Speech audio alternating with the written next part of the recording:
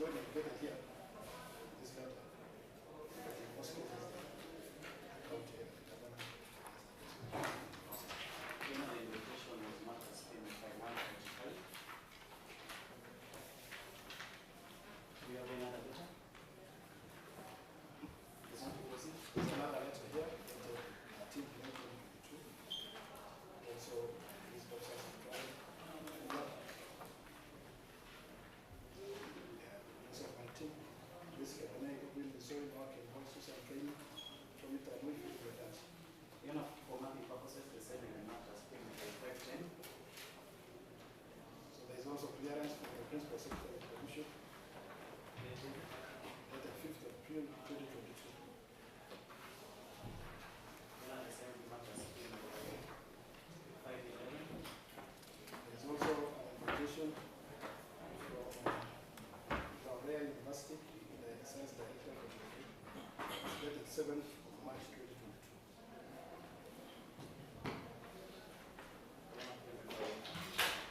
511. So what was the procedure before you did the lecture? Yes. Yeah, for foreign travel, it involved a lengthy process when you had an invitation from any foreign organization, whether university or any foreign government. It has first of all you have to go to the governor, the head of the government, for him to approve. Then we now initiate the process of clearance. We write to the national government through the state government of commission to obtain clearance. We also inform the embassy of that country for ease of visa processing. And after all those have been obtained is when now I issue the release letter of the government. So where was the governor approving the clearance? When the invitation comes, it's How many documents on that? because I don't think it should be. Where did you do it?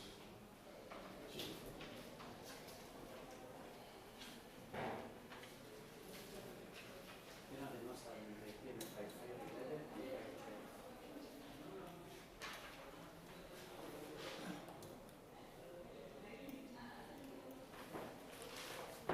You said that when they started having an issue, the task force was formed. Yes. Okay, you are a member of that task force. Yes. Were you able to see the internal memo that formed the task force? Yes, I saw. Confirm that this is the one. You know, I'm referring to it as to PMFI 102. It was marked initially as PMFI 102.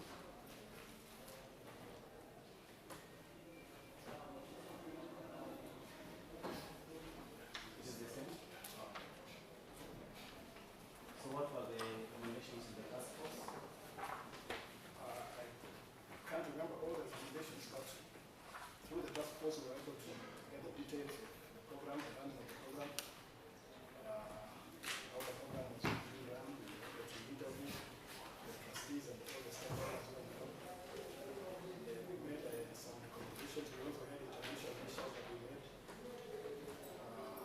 address the challenges that the parents were facing at the time and also restore confidence in the program. So, one of the recommendations was to new accounts. Yes. One of the recommendations was to include parents as signatories and also open new accounts in foreign currency accounts because they understand it was Initially, who were the signatories? the signatories of the trustees. There were three signatories. I think the principal trustee that was Joseph Martin, which was at that time. Bishop Kula was aware of the Another recommendation? We also made a recommendation. We also,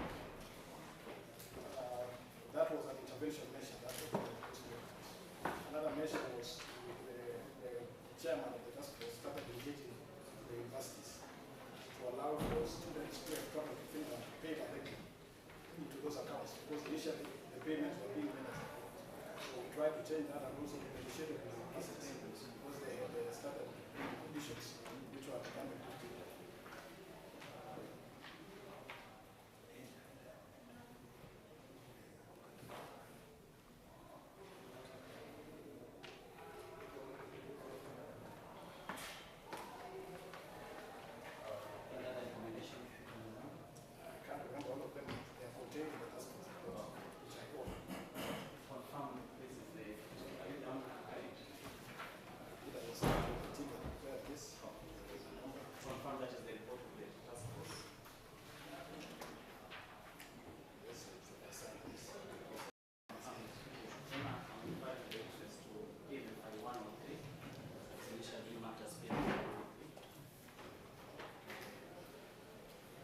since you are the county secretary, if there was an issue of overseas celebration program brought to the cabinet, No, it was not brought before the cabinet. It was land in the cabinet. I didn't get you. It was not brought for discussion by the policy cabinet.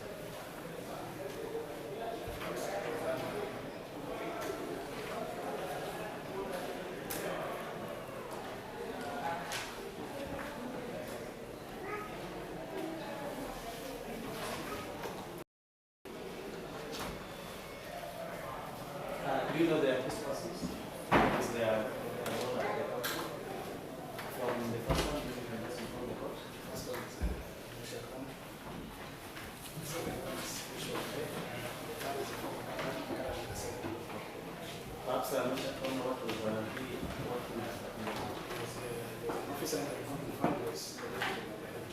was? He was the deputy director of the Republic Fund. Okay. The second one? The second one was an official of the Department of Education. Yeah, I believe that's all for the questions.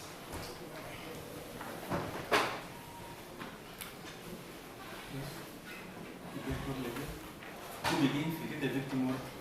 We thought the victims Okay. are the ones who have us go to associated Good morning, Mr. Bate. Good afternoon. Yes. Now, I just want to explore two areas with you based on both your statement and your testimony today. And the two areas is the whereabouts of the money that were paid by my clients, the victims. That's one. And number two is who the victim should expect, whether it was a county program. Those are the two issues I want us to discuss. So the first issue I want us to discuss is, you said you are a member of the task force, isn't it? Yes. And you were very closely involved in the whole process after the conclusion, after making the recommendations, isn't it? I've looked at that task force report. It is true that your findings are in the general nature, that it is not as if somebody took the money, stole money. It's not like somebody put the money into their pockets, isn't it? From the task force. Yes. Would you explain what happened with that money? Okay, from what we established in the task force Yes. was that the money the parents were paid Yes. were being paid into an account. Yes. That was the issue. Let me put it to you so that we don't explore. Isn't it true that how the money got lost is that money that belonged to the parents who are complainants herein were used to pay for other children who are not yet paid? Is that correct?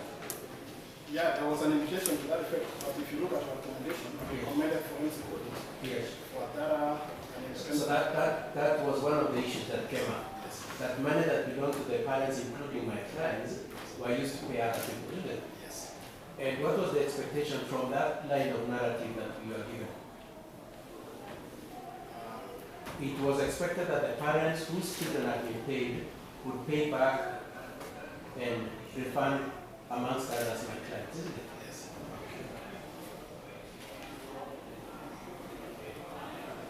And so to that extent, therefore, you yourself in the task force cannot say for a fact, but that you made a determination that anybody stole money. We made a recommendation for further investigations by the government agencies and also forensic audit. And that recommendation included determination of this point as to whether or not money was borrowed from this account to pay for other people, and whether the others should pay. Now,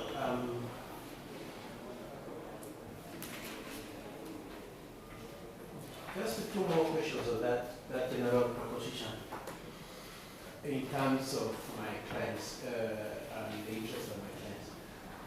The decision to remove the money from this account and pay for those ones who are not paid, whose decision was it? Yeah, we were not able to establish that, that's why I said, Okay. because we didn't even get back. So your answer is that you are not able to determine who made the decision that the money be removed from this account to pay the other house, isn't it? You are not able. But let me ask you inversely, was that a decision of the county? Was it a decision that was made by the county?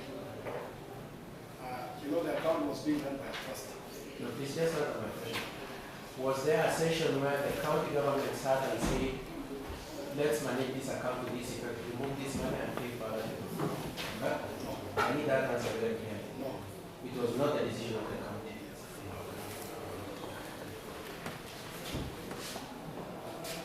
And so your testimony at the close of this point is that whereas you do not know who made the decision, you can say for a fact that it was not the county, isn't it? Yes. Now, in your testimony, you, first of all, in a statement, you have your statement with you.